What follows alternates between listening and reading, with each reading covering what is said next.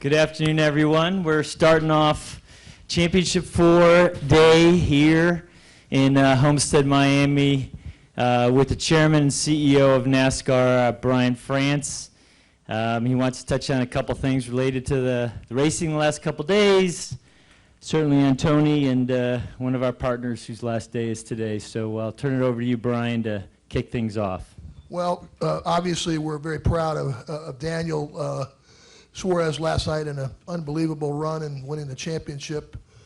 Historic for the sport in many ways. And I got some nice calls from people south of the border last night that are very proud of him, and we're very proud of him.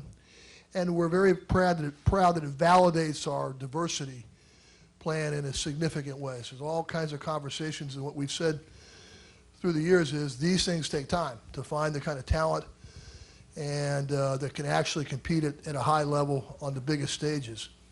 And he's done that. And so we're very proud of him. And I would tell you, without the driver diversity, I can tell you with certainty, Daniel Suarez is not in NASCAR. He will tell you that.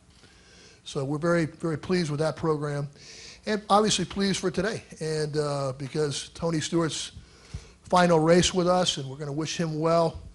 He put on one of the great performances I've ever seen a number of years ago with Carl Edwards and his ability to come back to the field and all that stuff. So he's had a great career with us. And then today, culminates what we are all excited about, which is the close, tight competition. And for all the media and everybody else who said, well, formats and different things, drivers race as hard as they can, and that really doesn't do much, right? And we now know that's not true, because last night, as an example, running consistently in the top 4 were the 4 drivers competing for the championship. And I bet today that you'll see those kind of performances come to the forefront. And I think, who knows, but probably going to have to win the race today to win the championship. And that's exactly what we like, and it's exactly what our fans like. And so with that, I'm happy to take any questions. All right, we'll start over there with Jerry Jordan. We'll go to Greg Engel, and then over to Nate Ryan. Brian, Jerry Jordan with Performance Racing Network and Kicking the Tires. I think a lot of people in here are interested in the, you was mentioned that Sprint is going out, but also your perspective on the new entitlement search, and if you're happy with that process at this time. Well, it's taking a little longer than I thought, but it's also a big agreement, and it's an important agreement. It's not just dollars and cents. It's a fit for us. So we're on the very, very short end, and we don't want to announce anything with certainly around this weekend. But we're in a good spot with that, I believe, and but we'll have to see how it finally plays out. We'll go to Greg, Nate, and then Dustin. Good morning, Mr. France. Greg Engel, CupScene.com. As you talk about this being a family sport and the family that is NASCAR, obviously you're at the head of that. Your family, starting with your grandfather and your father, built this sport. Can you talk about the legacy that you're going to be carrying on in the future? And also, when it comes to the history of NASCAR and the history of the sport, why should fans care about the history of the sport? And what would you tell the new fans and old fans about the history of the sport and how it relates and how its importance is to the future? It's real simple. It's about the safest, most competitive form of racing in the world. It's that simple. And it evolves. Drivers, the equipment, the manufacturers, the speedways, evidence of Daytona this year, all evolve, and that's normal in sports. So, but that's the premise of it.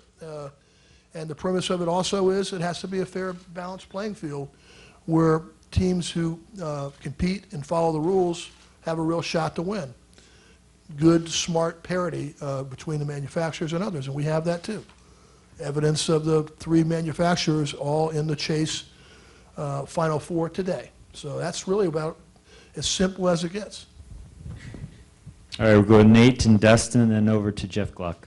Nate Ryan, NBC Sports. Brian, kind of a 2-part question on the economic health of the sport. Following up on the title sponsor question, you mentioned that it's taken longer than you expected. Why has it taken 23 months to find a title sponsor? And then secondly, how do you view the current state of the team business model? There are signs of more consolidation in the garage with teams potentially dropping cars, laying off employees. And in light of that, would you consider reducing charters or field size if it No, comes to that? The first part of that question, it's a complicated agreement, and we typically don't start that in the 24 months out. By the way, it's not how it works. But I'm confident we're going to end up in a really good spot. The other part of that is normal. You've got teams that compete at a high level, do well. You have some teams that for whatever the reasons, can't compete at such a high level, and they may have some problems, and that's throughout our history. Not abnormal at all. We'll go to Dustin, Jeff, and then over to Louis Frank. Dustin Long, NBC Sports. Brian, here in the middle. I'm here. Right here. Right here in the middle. Okay. All right. Hey, Brian, as you celebrate your first foreign driver winning the NASCAR championship, certainly there will be those who will raise questions about your support earlier this year of the President-elect Donald Trump, and certainly with... Stop you right there. First of all, nobody wants to hear my political views. Not one person in this stage wants to hear from me politically. And so I won't be talking about that. But on my diversity, nobody in this company has worked harder, done more, and resourced it better than me. I founded the Diversity Council. I fought for every single thing that makes sense, because that's my core belief about diversity is very, very important. I talk about it frequently, and my efforts there should never be challenged, no matter what my political views might be. That's a ridiculous thing to do. We'll go next to Jeff, Louis, and then Lee Spencer. Jeff Gluck from USA Today. I'm over here in the middle also. Okay. TV ratings have declined for most of the chase races, and few of the races have been sellouts. Do you believe that this format is resonating with the fan base? Yeah, you're seeing TV ratings slide all over the place in sports, right? You're seeing all kinds of things happen in TV ratings. And, for big events, they go one way, they slide over digitally. The digital audience is consuming things different. We're no different from that. There's not a surprise on that. Attendance has been fine. And, we come off weather issues like we did in Phoenix a year ago. We don't have Jeff Gordon and Dale Earnhardt, so needless to say, there's going to be a little impact there. But Phoenix had a huge crowd. We'll sold out today here. So we're it could always be better, but we're pleased with where we're at. Louis Frank, and then down here to Lee, and then over to Holly Kane. Louis Frank of Reuters. Brian, the NFL and NASCAR have similar challenges, but you also have conflicts, being that they play a lot on Sunday, and here the championship is Sunday. Do you and Roger Goodell or people in your various organizations have discussions on how to, A, reduce conflicts, B, to solve similar problems? Yeah, we do. We have a good relationship with all the leagues, I personally have good relationships with the various commissioners, and we can't always, figure out everything, but we have good conversations, and generally speaking, especially on issues with safety, we're happy to help anybody in that area, which we have, by the way, and scheduling or all the rest. We have good relationships, but they got a business to run, and so do we, so it doesn't always work out. We'll go down front here with Lee, and then Holly Kane, and then over to Bob Pockrass. Lee Spencer, Motorsport.com. Has any additional thought been given to adding bonus points or something to the winner of the regular 26 race season? Yeah, Lee, we're going to think about that. I think that's a fair thing for us to consider, to make sure that the regular season is as important as it is. So I think that I don't know exactly how we'll do that, but we'll look at that. And has there been any more discussion about bringing in additional manufacturers? Thank you. Yes, but we're not in a position to make that announcement. Holly Kane, NASCAR.com.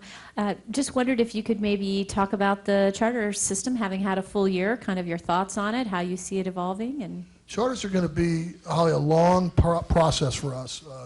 We got it done. That's the most important thing. But forget the value part of it, and the things that we're going to be able to do are going to take many, many years to achieve our end goal, which is to really lower costs in the industry by working with our interests better aligned with the teams. That's number one. Which will affect their values going forward. But some of the things are not going to change, of course, like You got to compete at a high level. You've got to get sponsorship. You've got to have a manufacturing relationship. And those things don't change, and nor should they. But the benefit of collectively working together, in particular to get the rules packages both better and more exciting for the fans and much lower cost over time, it's the hardest thing in racing to do. And frankly, few ever achieve it, or at least consistently achieve it.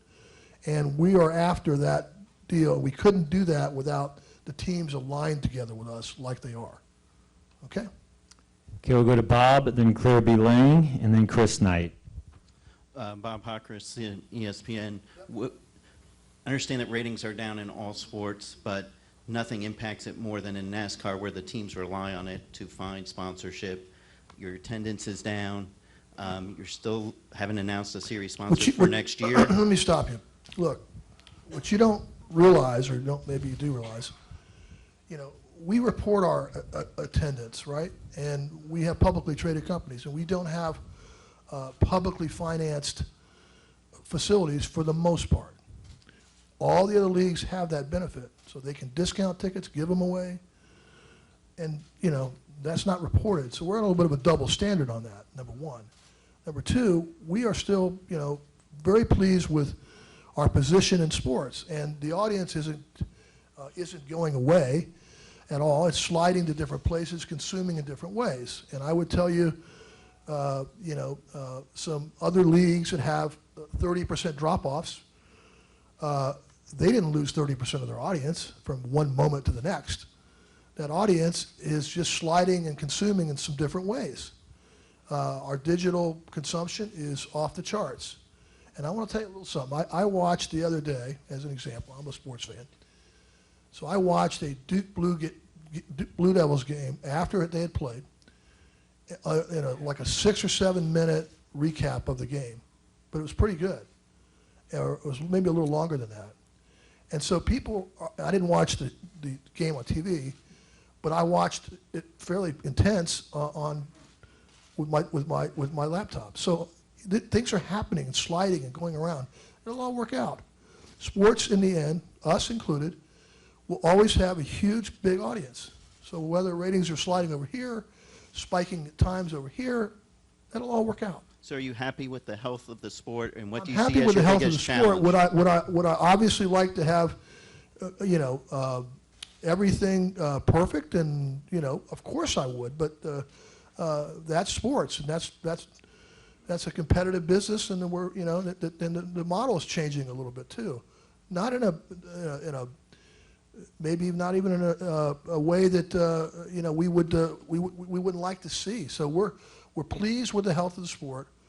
The facilities that are getting improved and working are good. So. Okay, a couple more questions. Claire B. Lang, and then Chris Knight. Claire B. Lang, Sirius XM NASCAR Radio. What you're talking about right now kind of revolves around the question I was going to ask. Years ago, we started having stories about NASCAR, that fans were watching it in new ways, that leagues, how to better entertain fans, making sporting events more exciting by changing rules. All of that years ago was all revolved around NASCAR in the media. Now we're seeing the NFL, ratings drop, they're looking at new rules, NBA. Do you think NASCAR was ahead of the game in all of this? I don't know. I don't think so. I think they've been working on their things too, and I think there's a lot of changes going on. A lot of changes in entertainment. Period. Right? You got prime time is very different now than it was 10 years ago, 5 years ago.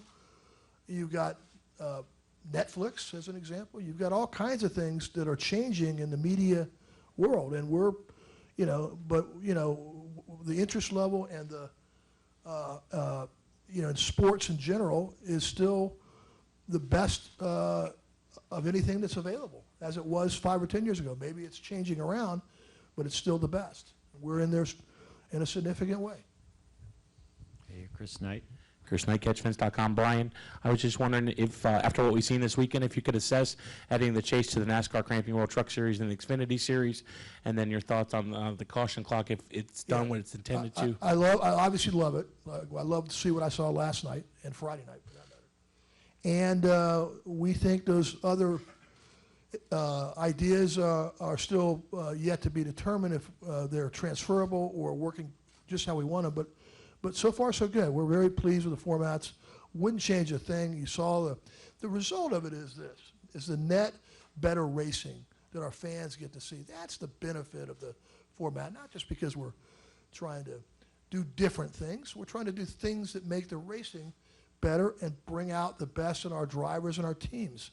And that's what this does. And go back a year ago for the Xfinity Series.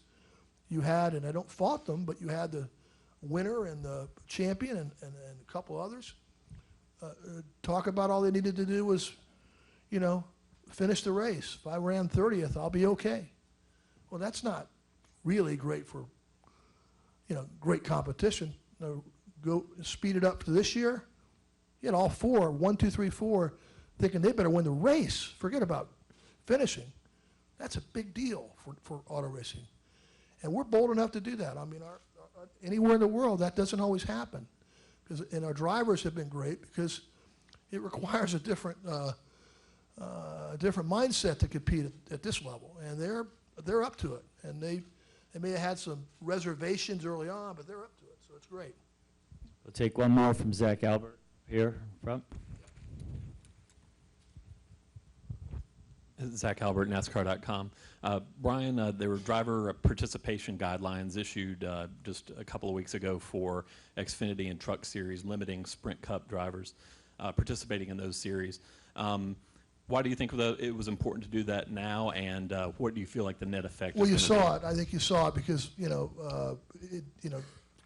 Cup drivers obviously were able to, compete, in events, but you saw the championship get settled down to the series participants. So I think it worked perfectly, and we had talked about it for a long time. I'm glad we did it, and it got a very worthy champion in Daniel Suarez. So, and it fit perfectly with our chase format too, by the way. So it worked on a lot of different fronts. Thank you all. One last thing, and I'll say this in the drivers' meeting too, and we'll wish the Sprint folks really well as they leave us after this event. And they've been a really good partner for 12 years, and we do appreciate everything they've done. And and thank you all for everything you've done too. I know this is a hard, long sport to cover, and it's weekends and difficult. And so, we don't thank you enough for the effort you do. I don't love everything that you guys write and say, but I suppose I'm not the only sports executive to say that. But nonetheless, thank you all for everything, and have a great holiday season once we're completed. See many of you in Las Vegas. Thank you all. Thank you.